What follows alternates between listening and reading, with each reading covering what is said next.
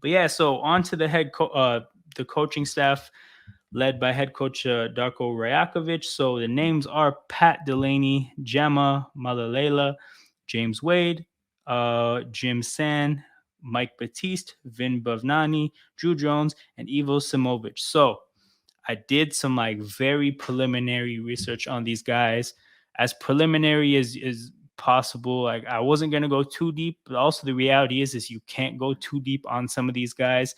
And I'm not gonna sit here and like go crazy with people's backgrounds. But one thing I will point out is that a bunch of these guys are Darko guys pretty clearly. So I'll get that window up on the screen. Where is it? So we'll start out with Jama. So for people who aren't familiar, this guy is as Toronto as it gets. So started out at U of T, then the Raptors as an assistant for 5 years, then the Raptors 905 for 2 years, back with the Raptors coaching staff, off to the Warriors for 2 years. He got a ring and then he came back. So something I also didn't know until I read this was that where is it? So, started with the Raptors in 2006 as a member of the community development staff, leading the Raptors basketball academy in various clinics throughout Canada. This guy was tied in with this organization for so long, and now he's back. So, my thing about Gemma is just that he is the guy who I believe he's the main assistant. He's like the Adrian Griffin this year. And the fact that they just keep bringing this guy back, I think that there is a understanding that he's somebody that one day could be a head coach. They gave him the head coach opportunity for the Raptors 905. I think it went well. I don't remember offhand, but just the amount of time he spent in the organization, the amount of different capacities, the fact that he just keeps coming back and back. This is probably somebody that if things don't work out with Darko, I would not be surprised if they hand it over to Jama. But he's going to be the main assistant, and that's obviously something that I think people should look forward to, because I don't think that there's a candidate you could possibly get a better evaluation for if you have the opportunity to spend years and years around somebody in so many different capacities. If you like them, there's probably a reason. So that's my thing about Jama Mahlalela. I think, or Mahlalela, I want to get his name right. I think he's just somebody that I trust if they've spent this much time around him and they like still believe in him outright. That's the main head coach. So then there's James Wade. First of all, things to point out about James Wade. He's known as Coco, which I just think is interesting. Like Coco doesn't really.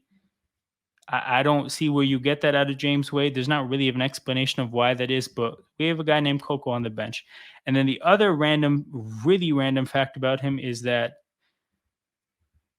where is it? Oh, retired NBA player Dwayne Wade stated that he and James are cousins. So we have D Wade's cousin Coco on our bench, a player that has an extensive playing career in Europe and an extensive coaching career in women's basketball. So this is a really outside of the box hire, and I would love to hear more about it. I'd love to hear about who is the person that knew about him, who did he have connections with, who made the evaluation, and what exactly did they look at and pinpoint we need this from him. And I'm just curious because I don't think I've seen a team make this kind of hire for a guy who has not only no NBA experience as a player or as a coach, or any even coaching experience technically in this kind of the sport. So I love the fact that it's outside of the box. I love that we're interested in exploring new ideas, and I'm just fascinated to see how it goes. But that's something I'm definitely going to look out for going forward. Prior to the season and training camp, when a lot of these guys get interviewed, I just want to know whose call this was. Whose call this was? What did they see in him? What is the aim of what he's going to bring to the coaching staff? And just I look forward to tracking how it goes, because I think that this is something you could probably see more of in the future. And I'm just seeing now that he did have a 4-year stint with, that's the San Antonio Stars. See, I knew it was the Stars initially. Then I thought I was like, oh, wait, it said Spurs. But no, I was right. It's the Stars. all those teams that he's coached for are women's teams. So yeah, I look forward to seeing how this goes. Interesting random correlation, but the Team Canada soccer coach, the men's soccer coach, was hired from the women's team. So we're seeing this now in Canada in different sports. We're pulling the best minds from the women's game. With James Wade in particular, if you scroll down a bit, this is a guy that was coach of the year and executive of the year this past year. So he's excelled as a coach, he's excelled as an executive. From what I heard, he's abruptly left the Sky right now in the middle of their season. So the Sky season would end before Raptors training camp. So there's kind of no reason necessarily for him to absolutely leave now. He could have left after the end of their season, but he chose to anyways. It's a pretty interesting decision. He's a part of the coaching staff for Summer League. Oh man, throat getting the best of me. But yeah, he's on the Summer League coaching staff. I don't necessarily know if it's that deep, because if you look at the Summer League coaching staff, there's like 8 guys. There's the whole assistant staff outside of Darko. Like the whole assistant staff is there. I don't know if it was that deep if he had to leave, but he decided to leave. So yeah, fascinating hire, fascinating timing, strange departure from his old team, and the one guy that again does not have any playing experience in the NBA or coaching experience in men's basketball. So I really look forward to seeing how this goes. I hope he's awesome. And then the last front of the bench coaching member of the front of the bench. So the first 3 guys, Jama, Coco, and Pat Delaney, are going to be on the front of the bench. Everybody else is going to be behind the bench. So funny thing about this guy, literally does not have a Wikipedia page or any information about him, but he has an extensive history of coaching in the NBA as an assistant coach. And this website does this weird thing where it says head coach, but what they mean to say is that head coach of the Summer League. And I believe the same goes for the Orlando Magic in these 2 years. So this is a guy who's done a lot of coaching at Summer League level and has been in the NBA as an assistant coach for a long time. So you have a guy that's just like, I guess, seasoned in his role, and is someone who, out of all the coaches, was picked to be the head coach for Summer League. So for this Pat Delaney fellow, I guess we have somebody who's trusted pretty highly and has a lot of experience. Now the beginning of the back of the bench guys is Jim Sand. So Jim Sand was hired as an assistant coach in 2016. This guy has been with the Raptors for 7 years. So continuity here. This is a Raptors guy. This is somebody that the organization likes. And we're pushing forward with that, right? Fairly simple. We so far have what I'm assuming are 2 Raptors guys and 2 Darko guys, I'm assuming. Pat Delaney, obviously, I don't know. I looked through his history to see if there's any overlaps with Darko's coaching past, but there's no tie to the Thunder for a while. Yeah, at any point, and obviously no appearances with the Grizzlies while he was there. So, but yeah, so Jim Sand's a Toronto guy. Then we have Michael Batiste. So I was unable to figure out the commonality with Darko, and the reason I say that is because a lot of the other guys have a tie to Darko, but this is a guy who basically played his whole career aside of 1 year with the Grizzlies. He played his whole career in Europe, and he's been an assistant coach around the NBA for a good little bit now. So again, another seasoned, experienced assistant that I guess we're calling on.